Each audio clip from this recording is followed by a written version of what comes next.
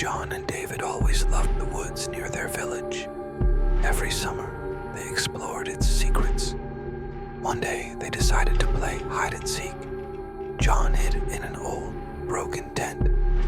While searching for a place, he found a strange leather suitcase. Curious, he opened it. Inside was an old, decaying book. The pages were filled with twisted symbols and strange pictures. David wasn't interested, but John was eager to read. They decided to look through it together.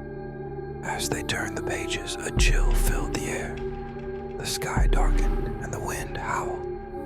Suddenly, they heard rustling in the bushes.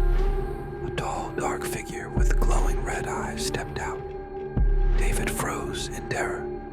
"We need to run," he cried. But John didn't move. He was in a trance. The figure spoke in an ancient, unknown language.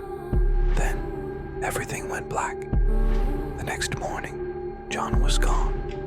His parents searched the village and the woods, but there was no trace of him. David, frightened, knew he had to do something. He went to Father Michael, the village priest, and told him about the book and the dark figure. Father Michael listened, then examined the book. "This is no ordinary book," he said.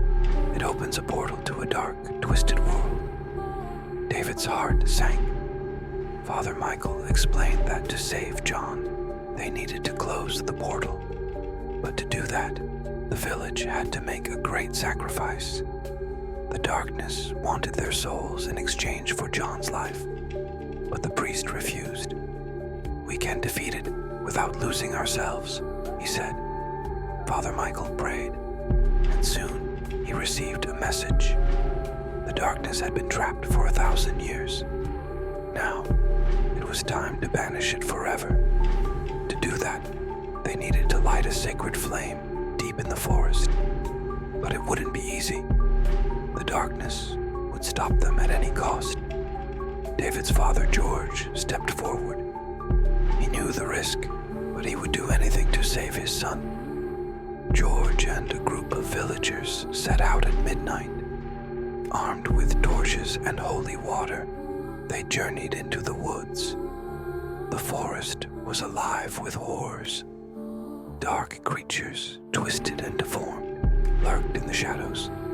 The trees reached for them, and the ground trembled beneath their feet. But they didn't stop. Finally, they reached the temple. George lit the sacred flame. The darkness roared in fury. It wasn't over yet. The group turned to run, but the darkness was close behind. It chased them, relentless and unforgiving.